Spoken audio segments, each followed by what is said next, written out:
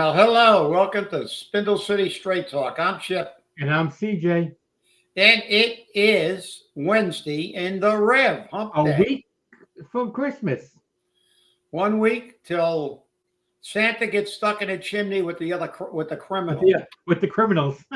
Yeah, you can't slide down the chimneys anymore. You'll get stuck behind the criminal that's stuck in it. That's right. Leave it to the Rev. But, hey, we made national news about that 4 times. We made Live Online, which is a live police show, like the old Bad Boys show. Yeah. Made it like that one, Live Online. We made it on 2020. We made it on NBC Nightly News.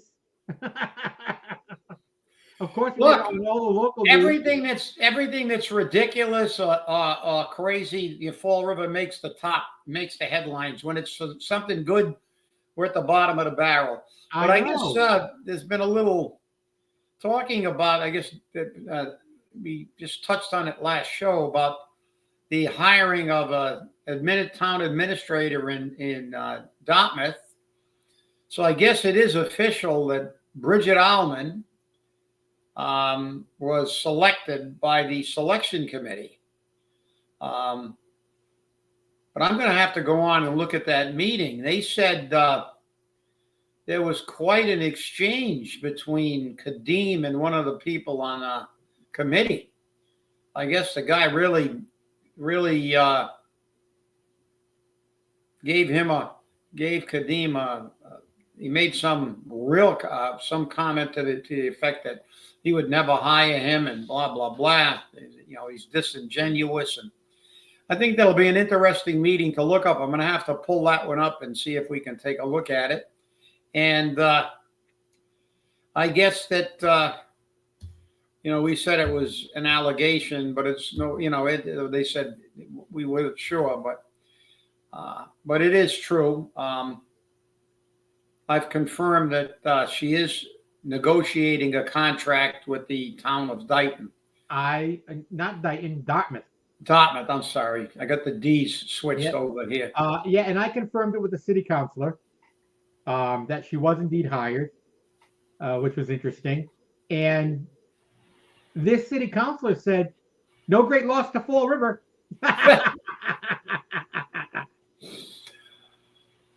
Well, I think a lot of people... You had to work with the Chip, so, you would know.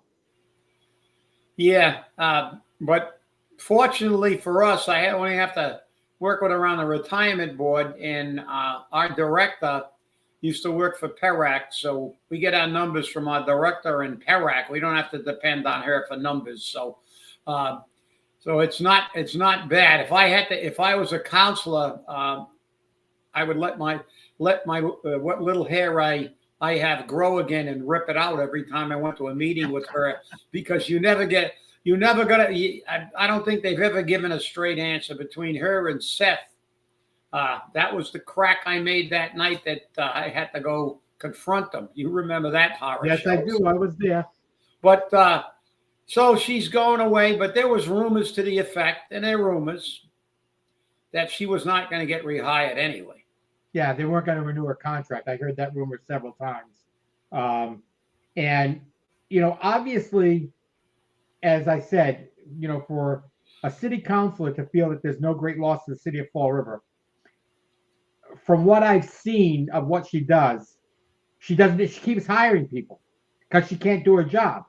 She hires consultants, she hires everything. And when you think about it, in Dartmouth, she may do the same thing. She may bring on somebody like Aya Capone as a consultant and pay him $50,000 or $60,000. Yeah, who is involved in a town of Dartmouth too. I believe he lives in Dartmouth. Right. And he is involved, so. You're right. Nobody wants to work for Fall River, not anymore. Even, we can't hire anybody from in the city. They're not going to look. Listen, I can't reconcile the fact that there's nobody in Fall River that could do that job, because the only person that ever did that job to a degree of especially the numbers. I mean, look, we've had some decent city administrators. Connors was a pretty good. He had a negotiations background. Bob Connors, Jim Smith wasn't half bad, and then we started with the mall manager, and everything went downhill after that. So That's right. But our original, the first city administrator ever, Alan Sylvia, not the state rep, who then was the first city administrator. The guy, a lot of people don't like him, but he does know his. Cuts with a chainsaw. Cuts with a chainsaw. Yeah, he cuts with a chainsaw. A lot of people didn't like him. They didn't like him in Fort Lauderdale, but he was the city administrator down there for many years. And Alan is great with numbers. I'll tell you what, you go in there, you start talking numbers with him, prepare to have a long session, because you're not going to trap him on anything. That guy knows him inside out.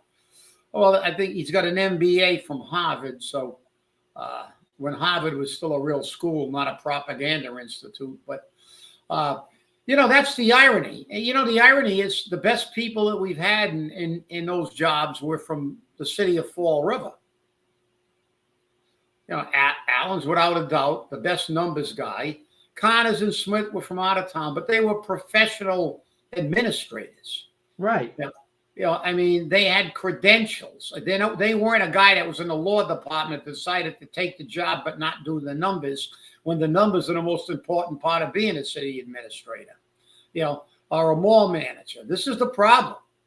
We can't get any help here because nobody wants to work in this environment, because you got to work for all kinds of dictators. There's politics in every city in town.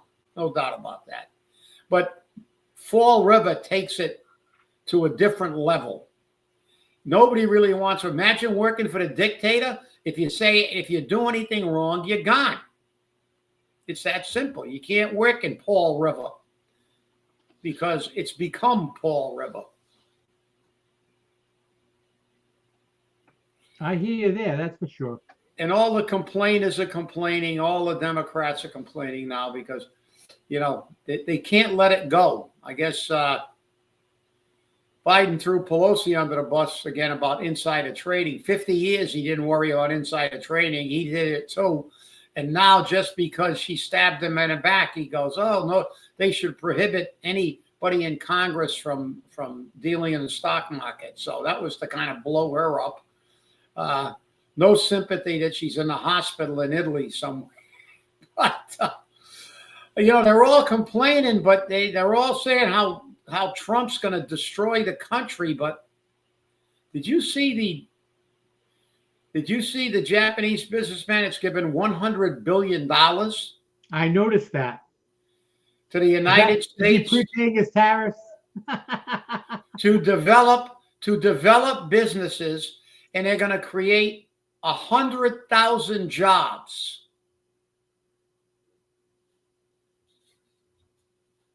No, I mean, no, unless they're one of his friends and they get pay raises and don't get any grief, but you got to do everything he says. Otherwise, it's off with your head. It's like he's like, let them eat cake and forget about it. But yeah, $100 billion. I think Trump tried to get it up to $200 billion. I'm not sure if that was just a joke, but $100 billion. Imagine all the Biden administration did was destroy the economy, blow money, not develop any kind of small business or business plan. And this guy's not even in office yet. He's got people coming in, giving him money to develop small, and he's got a small business plan. That's what's important, because that's what we don't have in Fall River. And as long as Coogan's in office, we'll only have one plan: market rate housing. I hear you. I kind of look lost, but I found the videos. Of the Dartmouth town meetings. Really? Yep. They are on YouTube. So you can watch them on YouTube. They've got them by date, December 11th and December 16th. December 16th was their last one. I think that was the one where they made the announcement of the hiring of Bridgette Almon. December 11th, I believe, is one of the, because it was 2 meetings to deal with interviews. So, Wow, that's another thing to add to the 16th, the recall, the Battle of the Bulge, Bridgette getting a new job. So, well, yeah, but this is the problem at Fall River. We don't have any consistency, and we get a bunch of people from out of town, and they're all fundamentally not, as I said, not qualified. Connors came here. Connors was on the labor side on the latest labor side. He was in a police union in New York City. Then he became a management guy and worked in New York City. So he had extensive collective bargaining credibility, and he knew numbers too. He wasn't as good as Alan, but he learned how to do that as through collective bargaining, because you have to look at numbers and you have to look at real numbers. That's the ironic part of when you deal in the real world of collective bargaining. You actually have to have real numbers, because if you got really, if you make up numbers, then you can't pay anybody, and your contract doesn't fly. There we go. For all you guys out there, get you. I heard it was, I guess, I don't know if it was the first or second meeting. It may have been the second meeting where they had that little tiff there. So, but it'll be interesting, and to see how some of these other places work. But remember, Dartmouth is a town. It's not a city. So she'll have a lighter workload, that's for sure, and probably make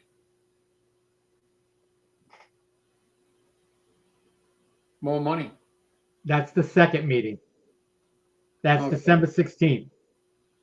The first one was December 11th. Okay. Yeah. Well, see, we can post the links. I don't know if you can click on them, but we can post them. that's right. Well, they can write them down and type it into their search. That's all, search engine. Well, that's why I left it up there for a little bit, so they can write it down. And we will see what this transition is like. But I think, the rumor is that she wasn't going to get her contract renewed, and that her replacement has already been moved into City Hall. So we will see. But again, we get these transient people and that all need consultants. I mean, look, the taxpayers and the voters of this city have to wake up and put people in the council that are going to demand that when we hire people, that they're qualified to do the job. Period. I agree. No ifs, ands, or buts about it. If somebody needs a consultant, if somebody doesn't know the numbers, and they got to go call people and hire people and have other people do the job for them, we shouldn't be hiring and paying them. I mean, when we hired our director of the retirement board, he worked for PERAC. We knew he knew the numbers. I mean, we interviewed him. We went over, the background he had, and he was working in the field, working obviously with PERAC, and worked in Quincy. So had extensive experience. So you hire a guy like that, you're okay, and he stepped in. Hit the ground running. Over here, you hire them, they hit the ground and stop. Then they start asking for more help, consultants, And, that's fine for a entry-level position. But department heads are actually supposed to be the head of the department. What a really crazy thing to think that people who run a department should be the people who know everything about that department and know how to coordinate everything and all their employees to get the job done. But no, we may have the only city administrator that doesn't do numbers. That it had that as his job. I'll take the job, but I'm not going to do any numbers. Yeah, the good old days when Connors used to come down, and if they asked him a question, he gave them an answer. But just like the Democrats have told you that shut up, raising taxes is just normal, and want you to accept that, the city is morphed into this employment agency where people do one of two things. They either just sit there and ask for more help forever, or they actually learn the job and then go sell their wares elsewhere, because now they actually know how to do the job that they were hired in Fall River to do. Now they'll go somewhere else and do the job. We've seen it before. Actually, one of the other applicants did that. He got his OJT in Fall River. Sean Kadeem came over from Raytheon. He didn't have any experience in public sector administration. I mean, he learned. And then he went to Seekonk. So, but this is not what the city is supposed to be. We're not supposed to be a way station that people stop at on their way to bigger and better things. It's supposed to be a place where people are committed to the city and know their job. Why do that? Fall River's a training ground. You know that. Yeah. They come here, they get trained, they go somewhere else and get more money. Or they come here and get more money and get trained, and then they leave here and go somewhere even for less money, but less work because they know the job. Yeah. You can't, you just can't beat it. Fall River is like on-the-job training for everybody. Yeah. And, at this time of the year, everybody kind of forgets everything, that nothing's getting done to help their lot in life, because everybody's wrapped up in the Christmas holidays and New Year and everything else. And everything's like, every once in a while you see Paulie Pocket show up at WSAR to plant some more propaganda, say things like we're going to keep this city democratic, which it didn't. It went red. But it's kind of like they want you to forget. And everything's real quiet. But remember, Fall River went red because of Paulie Pockets. Because as Commonwealth Beacon said, there was no money put in to the affordable housing need in Fall River. Paul spent $86 million on everything but affordable housing. He spent CPA money, which we can't stand. CPA, we want to get rid of it. CPA money on everything but affordable housing, where 10% of that money has to be put aside for affordable housing. And it's taking private organizations like the Preservation Society to turn around, buy historic homes, refurbish them, and make them available for people in affordable housing as affordable apartments.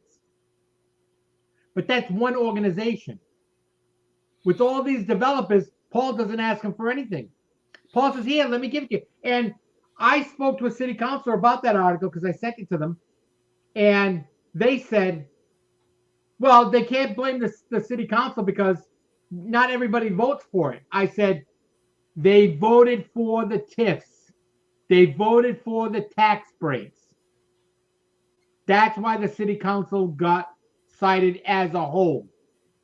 Now, I know that there are one or two people that don't vote for those tax breaks, but that's what the article said. And guess what? The article's right. Yeah, and to shift gears slightly, didn't you did in one of our conversations? Didn't you say that you watched that school committee meeting and you watched the demonstration of the Third Reich? Oh yeah, no question about it. No question about it. I've seen it too many times over. Too many times over. Okay. I saw the first time I think I saw it where it really stuck in my head was when Ken Pacheco turned around and said, I had to hire a company to get rid of the mold. And remember, we've been speaking about the mold for a long time. I had to hire a company to get rid of the mold. It was not put out to bid. Nobody knew the amount. And Colin Dias asked for the numbers. Asked for the numbers. And Colin Dias was told, you don't need the numbers. You don't need the numbers. You're going to vote against it anyhow. Well, again, every one of these people should be terminated and or not elected again, because everything they do in this city is by crisis, because then they don't have to go out for bids. They give some friend a job. There's the ducks. I keep these pictures handy all the time we do the show. You're going to tell me that our maintenance department, that let's look at the total salaries, everybody in the maintenance department. They couldn't see these things. Look at that crap in the ducks. So, they don't do their job. They don't maintain the buildings as they are required to do by city ordinance. And then they declare an emergency. And maybe Colin and Kevin Agia may ask them, why did it take you so long to hire a company? When did you find out about this mold? We have pictures in that stack of them covering up the stains from the mold. They covered it up. And then when it reached critical mass and people got sick, they should sue them. Oh, it's an emergency. We had to hire a company to remediate it. Well, you should have hired a company as soon as you found it. It should have never maybe got to that where you didn't need a major cost item.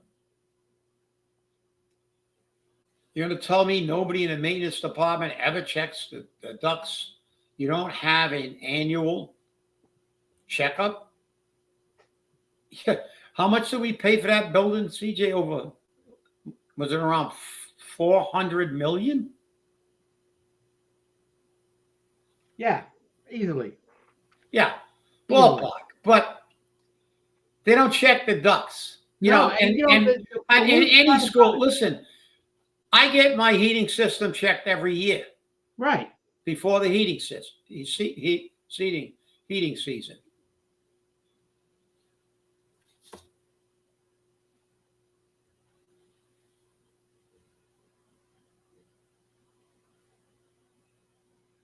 Believe me, yeah. No, Colin, I would expect you to be on it like I said, but I mean, this is the whole problem.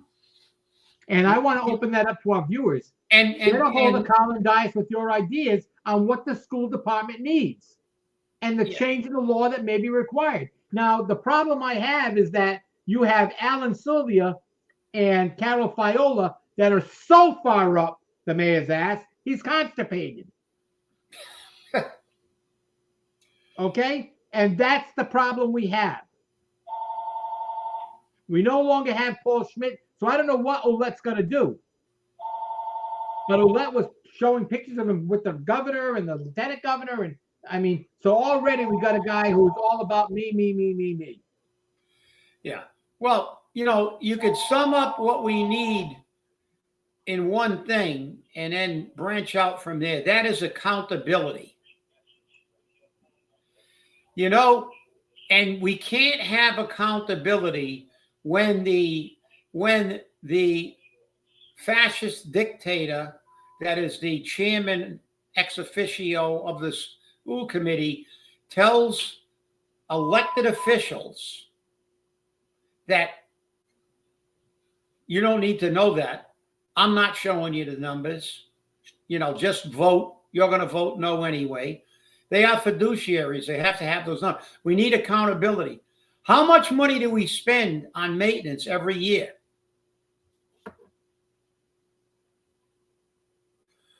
Well, actually, Colin, I would like to see the entire ed reformed. So would I. Because they've given too much power they've put too much power in the wrong places.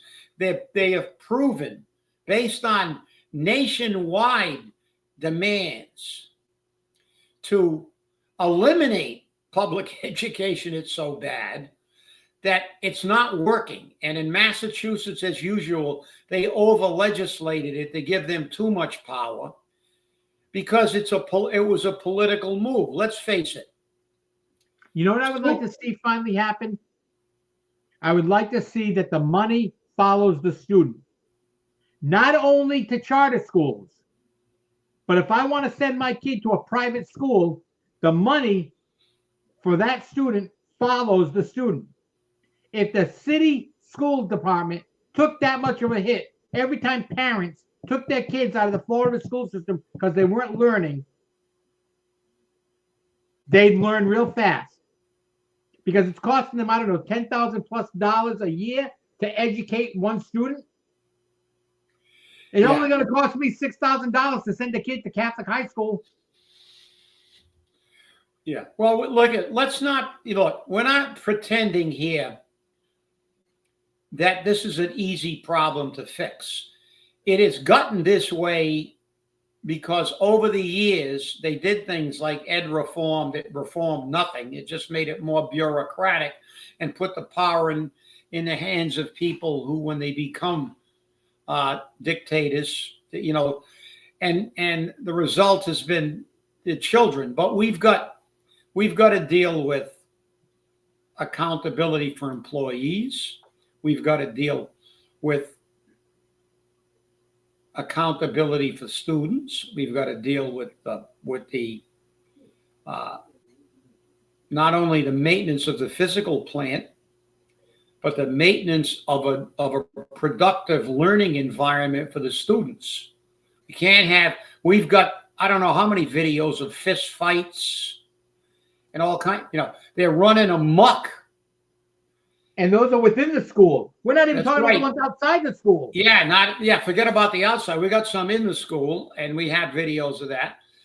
And the problem that we have to address is that they cover everything up too. You need the 2 A's, okay? You've got to really have the accountability. Then you have to have action. You have to take action.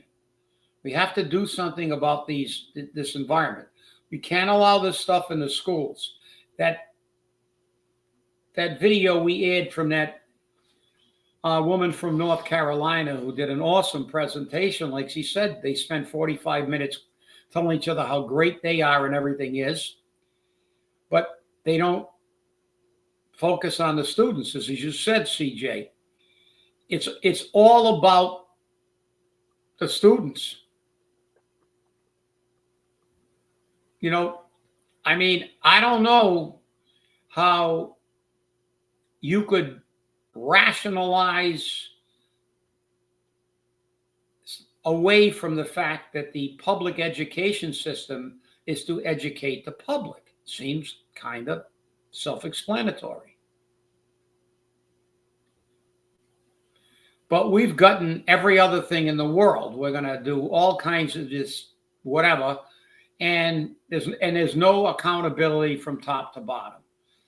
Teachers need as much resource as they need to do. Buildings need to be maintained. You cannot have cover-ups. These people have to be held accountable. Like I said, The pictures worth 1,000 words, and we've got pictures of everything. The ceiling tiles painted over, stained ceiling tile. And how long was this going on? Then everything's by crisis.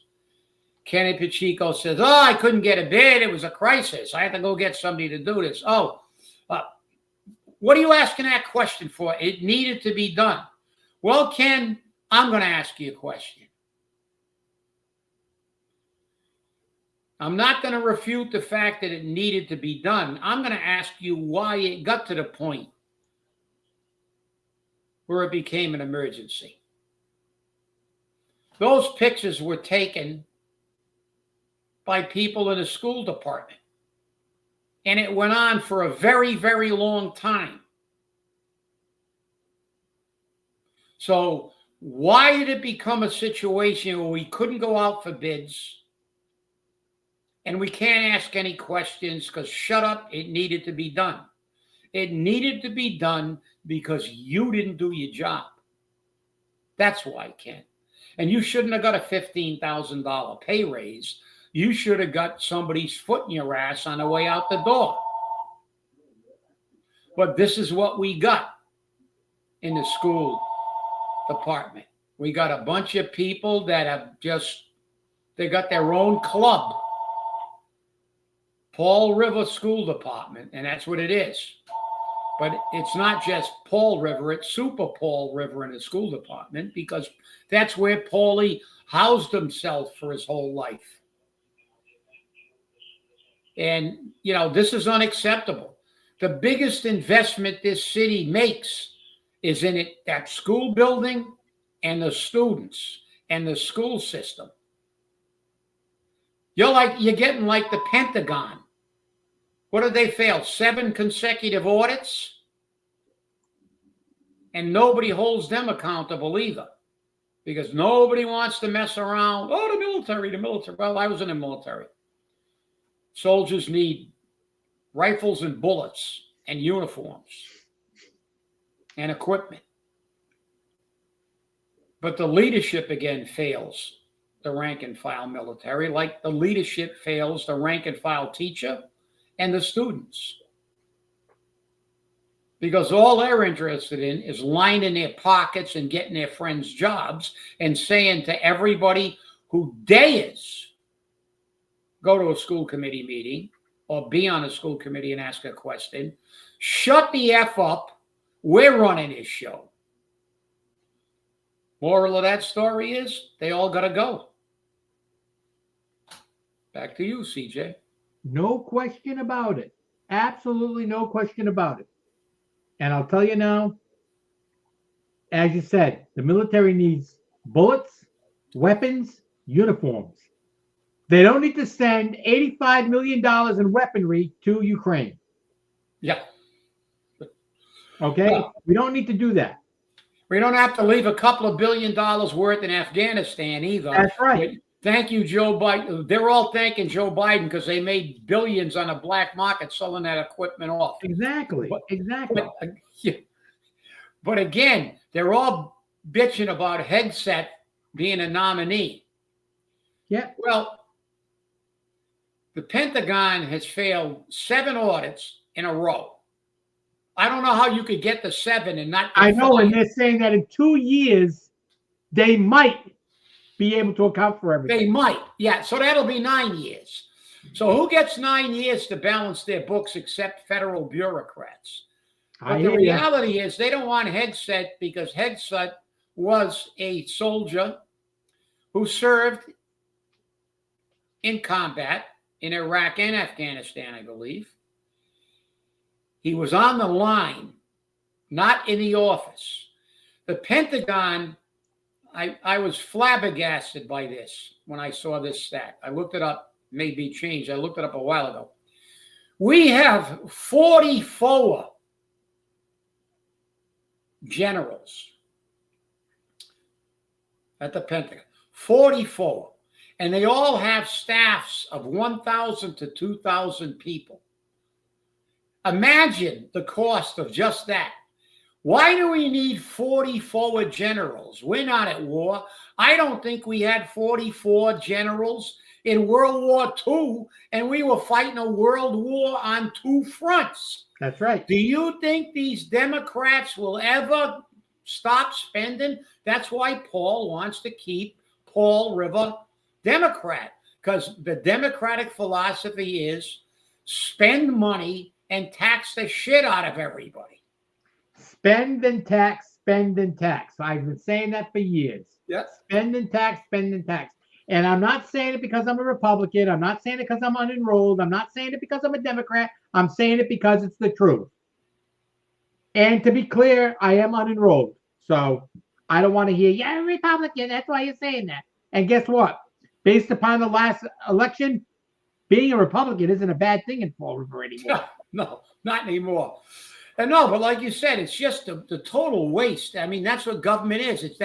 They say government waste. It should be transposed. It should be wasted government.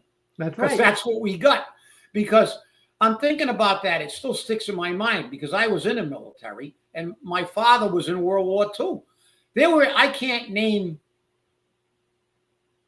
15 generals that fought in World War II. Who are the people who basically ran the European theater of operation? Eisenhower was the Supreme Allied Commander, but on the American side, you had Patton, you had a few other generals, and in the Pacific theater, you had MacArthur and a few of his subordinate generals, and we were fighting a world war against two countries. And we didn't have 44 generals. It's kind of like the school department. Paul has a reorganization. We get four supervisors to do a job that one used to do and still didn't have enough work to keep himself busy. So now you got 4 people with less work. So Let me give you the list of generals from World War II. Dwight D. Eisenhower, George Supreme Allied Commander. Yep. George C. Marshall, Omar Bradley, George Patton, Douglas MacArthur, Henry H. Arnold, Bernard Montgomery, Eric von Manstein, Georgy Zukov, Erwin Rommel, and Joseph Stilwell, and Alexander Patch. Those are the American generals during World War II. Okay? That's 12. That's 12, exactly. 12. Okay. And that's fighting a world war. And a lot of those generals, obviously, were not administrative. But think about it. Now we have 40 forward generals and no war to fight. I mean, every one of those generals, Omar Bradley, they were on the front lines. Patton was on the front lines. You know, Eisenhower was coordinating the British forces and all the Allied forces. He was the Supreme Allied Commander. So he was coordinating the Allied forces. But he had really the only kind of administrative job. All those generals you named were part of the combat operations on a worldwide scale. We were fighting on a continent. And we were fighting on the islands in the Pacific where you needed, and you had hundreds of thousands of troops deployed. The Battle of the Bulge, one of the largest battles of World War II. And it's like, you need more than one because everybody's not a 5-star or a 4-star general.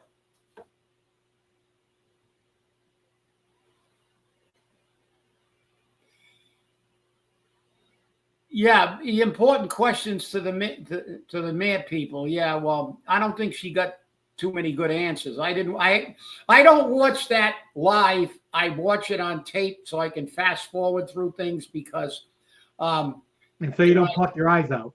Because otherwise I would be beating myself in the head with a hammer half the time when I see these people. So and a lot of people would like that, but I'm not going to do it. And the sad part about it is Michelle Dion is one of the only city councilors that asks those questions. Okay? Yeah. And they lie to her. Yeah. Or they say, oh, well, I'll get back to you on that. That is Seth Aiken's standard answer. I'll get back to you on that. I'll send you that. I'll get back to you on that. What good's your job? But at least, you know, when Bob Connors was there, he had the numbers. Yeah. He had the information. That's what you're supposed to be. No, you're right. But you see the difference when Paulie Pockets isn't in charge? This is why we have branches of government, because it's not supposed to be one uni-government. City council is supposed to be autonomous. They are the fiduciaries, school committee, again. But you see what happens? Paul, as the mayor, can't go down there and bully around the city council because the city council is a separate group. But Paulie is the ex officio chairman of the school committee, and look, he's turned that into a Nazi regime. You know, as you said, and you're right, they don't give Michelle answers. They lie. They manipulate. I'll get back to you. And like I said, we've told them that years ago. You should not accept that answer if you're a city councilor. You should say, you can't answer the question, go to your office and get the information. Or leave. You know, if it was me, I would turn around and I would say, we're going to recess this meeting for 10 minutes. Go to your office, get the information, and bring it back. I'm not going to wait for you to send it to me out of the public view. I want the public to see it. Yeah. Therefore, we're taking 10 minutes. You go get it, and we'll talk about it. Yeah, and you tell them, and if you it'll take too long, we can't do it tonight. Say, well, we'll leave now. We'll schedule you for the next meeting, and you better have every number you need. Otherwise, we're going to look to terminate your ass. That's what they should say, because this is it. But notice the difference when the Fuhrer runs the meetings like he does on the school committee. Michelle may get bogus answers, lies. But in the school committee, when Paul gets to run things, you don't get an answer. You can't even ask a question because that's prohibited. You don't need that information. Well, I got those other papers down here too with the fiduciary obligation. And Carl and I will be calling you. The holidays is kind of hectic. I got busy, you know, everything's busy with all these meetings stuffed into people trying to work around Christmas and stuff. So, but I've got that packet for you, but I sent you a couple, but it's pretty easy. And I just saw something about a lawsuit. I think a business owner is suing the city of San Francisco. I'll have to double check this because I caught it and it had already begun. A business owner, because they showed the pictures of all the drug addicts laying out all over the streets in front of the store, shooting up, having craps in the street. There's actually pictures of people crapping in the street in front of people's businesses. And this guy was a small business owner, and he's bullshit. He says, you know, they won't do anything about this. They don't do anything about it. Police are overwhelmed. They just got to leave them alone. There's too many of them. They should scoop them up, take them to court, put them in a rehab. But no, he's suing, I believe, the city of San Francisco. But get ready for this one, Colin. I think I sent you that one. It talks about the obligations of a fiduciary, and one of them is the duty of care. So you can read the definition of the duty of care. It's one of the duties of a fiduciary. He's suing the city, and he's going to probably win. That's why in that one of those other sheets, it says that the irony of all this, that we get the least information and clarity about how our money is spent. And our elected officials can't get accurate numbers, or they don't get any numbers at all. That on the last page says public officials have a higher standard of fiduciary obligation because they're not just getting investors' money who can just pull out of the company. You're investing taxpayer money. It's our money. And if you can't get a number, they are violating the law, violating your duty not to give you information. They're violating the law by not giving you that information. You ever see that commercial? I forgot what investment company it was, where the guy says, "Oh, you guys work on commission." You got no, we don't do that. We're a fiduciary. Why? Why? Because when our clients do well, we do well because we are a fiduciary. That's right. Yeah, and that's the way it's supposed to be in a city, Paulie. If this, in order for us to do well, you've got to handle our money well. You've got to be our fiduciary. And you're not. And the school department is just look, the city council aggravates me enough because, like you said, they got people up there. I'll get back to you. I don't have those numbers right now. Well, what'd you come to the meeting here for? Sit your ass in a chair so everybody can see what you're wearing tonight? I don't know. Fashion show. What the hell did you come down here for? You're on the agenda. You're going to talk about whatever, and you got none of the numbers. What the hell did you think you were coming down here for? If you don't have the answers, you should say, council, I'm sorry, we really can't cover this subject today. I don't have all the information that's needed to cover this subject with the attention it needs to be covered. But we're going to just sit up there and bullshit. She would never say a word to the city council if that was the case. Yeah, that's right. That's right. But I mean, it's insulting. It is. It's insulting to these people.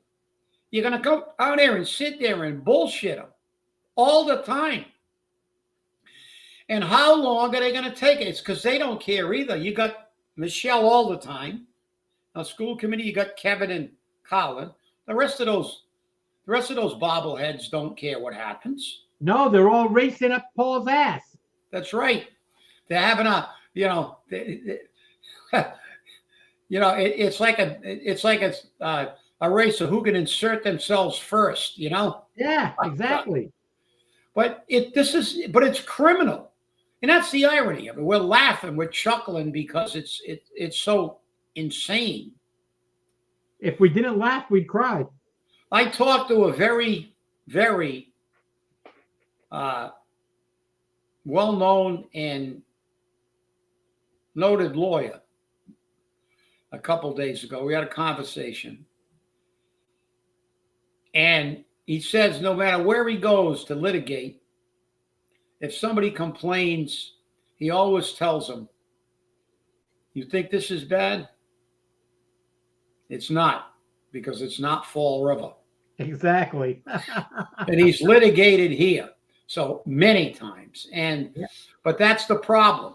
These people and these elected officials are not abiding. Paul Coogan is running that thing as a dictatorship. And frankly, he's ex officio by virtue of his office. I think, you want to talk about things that should be changed in the law, Colin, I think the mayor of the city of Fall River should be removed from the school committee.